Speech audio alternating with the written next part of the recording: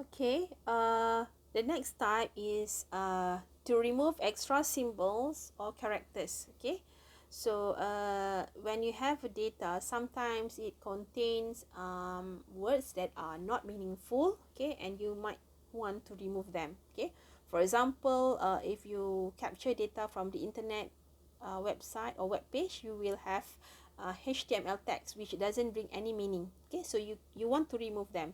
Okay, same goes to stop words. Okay, which are the common words such as the, and, in. Okay, so we want to exclude that. Okay, in our analysis.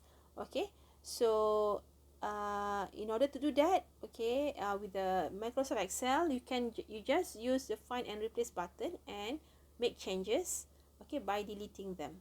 Okay, so that is how to tackle how remove tackle to remove extra symbols and characters.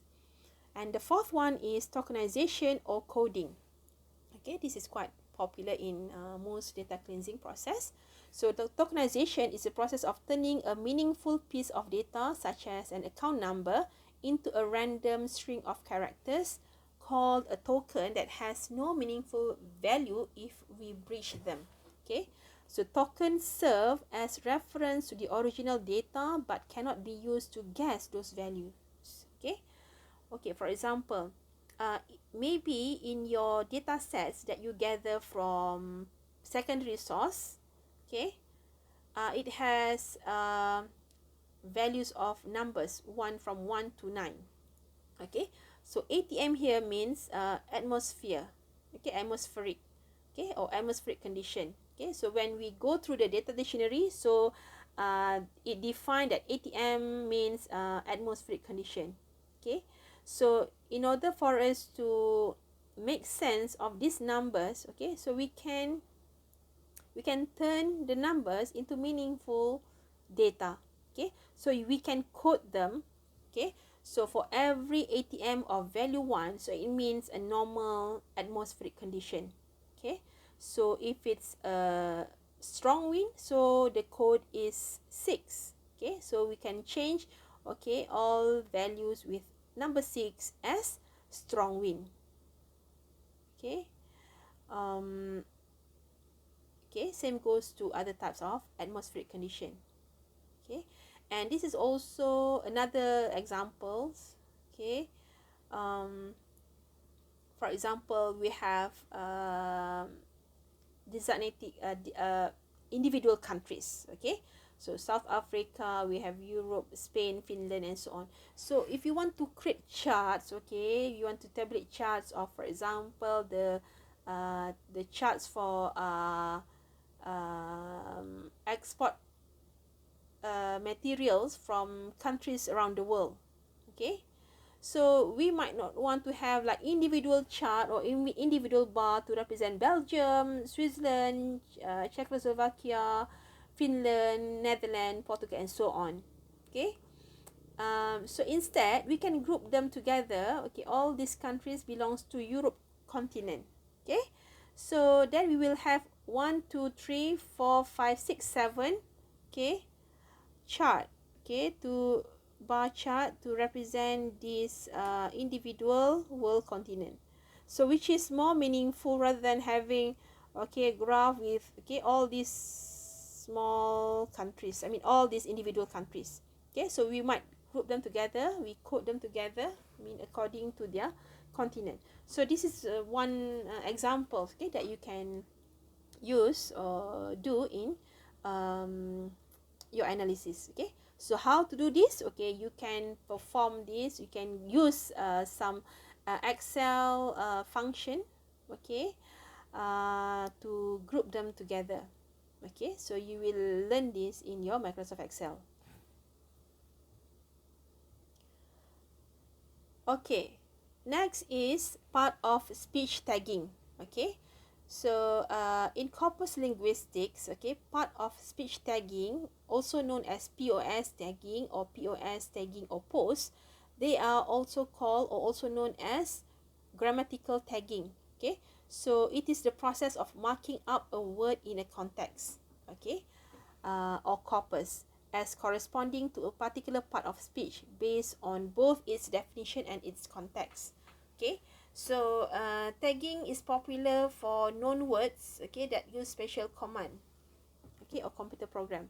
So meaning that we have to use some special command or special programming, okay, to perform this part of speech tagging.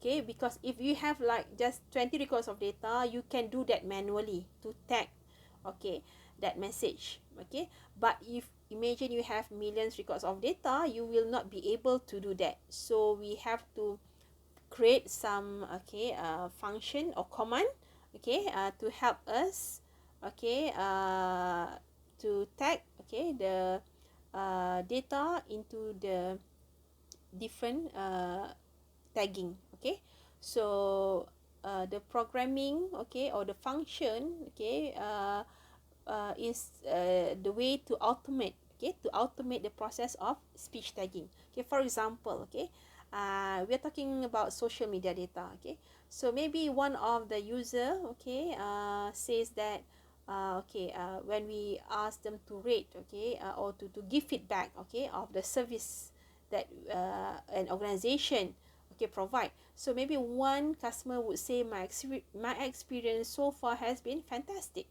Okay, the other person would say the product is okay, I guess. Okay, and another one would say in the negative side, your support team is useless. Okay, so meaning that you will have various types of feedback, okay, that has no structure at all. Okay, so how can you analyze this? Okay, can you imagine how can you produce a chart to describe, okay, or to tabulate the data to describe customer feedback on a particular service or product that you offer? Okay, so with that, we have to do some analysis of speech tagging. So this is what we call as sentiment analysis. So we will search for the words, okay, the coding, this special command. We look the sentiment, okay, we'll observe the sentiment of the sentence, and if it finds some positive words, so it will, okay, tag this as positive, okay, as positive. Okay, but if the wording are very negative, okay, so we will, okay, declare or tag this statement as negative feedback. Okay, but if it's natural, okay, or neutral, okay, so maybe there are some word that can identify, okay, the neutral condition. Okay, for example, okay. So okay means we don't have such detail, okay, information there, so it's just a very minimum explanation, so you know that, okay, so okay, I guess mean, okay, it's very neutral. So that is how, okay, sentiment analysis, okay, can be appreciate, okay, in data analysis. Okay, so that when the analysis is transformed into a visualization, okay, then organization can make decision. Okay, maybe this product is not good, we have to improve because there are so many complaints, there are so many negative feedback rather than positive. Okay, so that's why part of speech tagging is very relevant, okay, especially in social media data, where in order to do that we have to use special command, okay, to help us to do the process in automated basis. Okay, because you cannot go line by line and then, okay, try to think, okay, so this is in category positive, this is in category negative. So instead of that, so we just automate the process. So it involves some artificial intelligence coding, because it will search for a variation of keywords that we would say that this is a positive feedback, and for all the other negative words, okay, we will group them as negative feedback. Okay, and then the next one is chunking. Okay, so this is also another popular data cleansing process. So chunking refers to the process of taking individual pieces of information and grouping them into larger units. Okay, for example, okay, we can have phone number. Okay, so we know that if the first two digit represent a code for the state. Okay, and for student ID, for example, your first four digit will represent your intake year. So from there you can group them together, and then you will know that okay, we want just to focus on students intake in the year 2020. So for the rest we are not interested to analyze. Okay, so chunking means you try to process, you try to make it in smaller pieces. Okay, just to, because you want to zoom into the particular data. Okay, so with the chunking process it helps you to do that. Okay, and for example, you want to identify students who are born or people who are born in certain state, so you just look at the IC number and search for, okay, the code that represent the state. Okay, and also if you want to identify where, okay, this address is located, so you just go for postcode and you can do the pre-analysis of grouping them, okay, into different state by looking at the postcode. Okay, so these are another two, okay, interesting type of data cleansing. Okay, and for the part of speech tagging, this is very challenging. Okay, it's quite a challenging analysis, or sorry, challenging cleansing process, because you have to learn, observe, okay, the sentiment, and then you have to create, okay, the right command, okay, to do the tagging process. Okay, the next one is grouping or classification. Okay, this is also another most popular cleansing process. So in this data grouping or classification techniques, okay, so it is also called as data classification, data typologies, taxonomy, and cluster analysis. Okay, so the data of the data are grouped, okay, into a form by aggregating individual observation of a variable into groups, so that a frequency distribution of this group serves as a convenient means of summarizing or analyzing the data. Okay, so the result of this is a new subcategory of data, which is a new derivative attribute. Okay, for example, the month digit, okay, in your database could be the user just key in or insert information of the months, okay, in from month 3 to month 5. Okay, so 3 will be March, April, and May. Okay, so March, April, and May, and then June, July, August, September, October, November, December, January, February.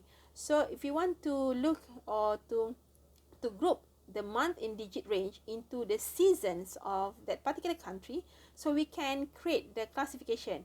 If months 3 to 5, so it is known as spring, so we call them spring. 6 to 8, we code it into summer.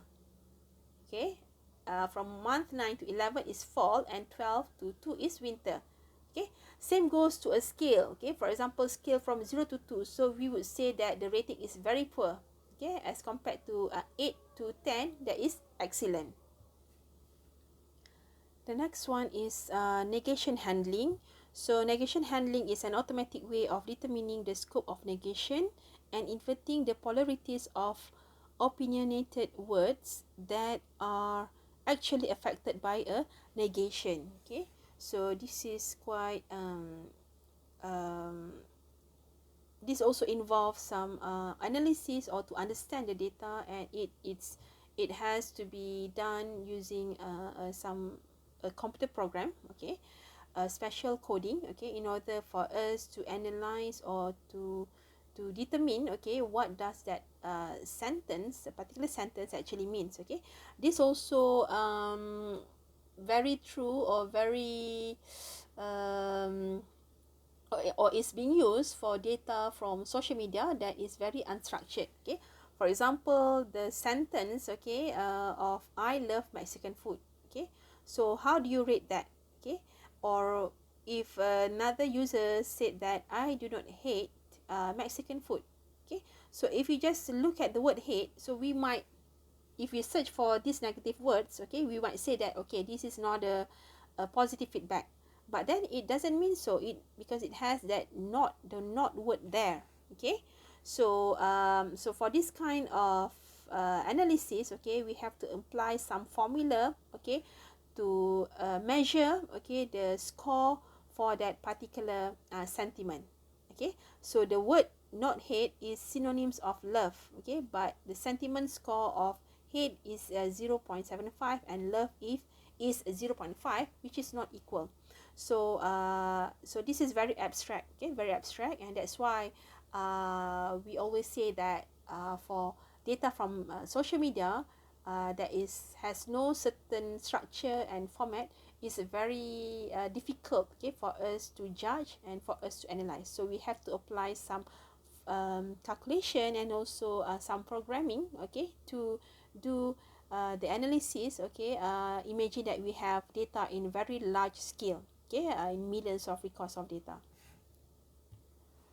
Okay, so there are altogether 8 types of data cleansing, okay, and you might, I would say that the one that you will be doing could be fixing typos, could be stemming, okay, removing extra symbols, and tokenization, okay, and the chunking, okay.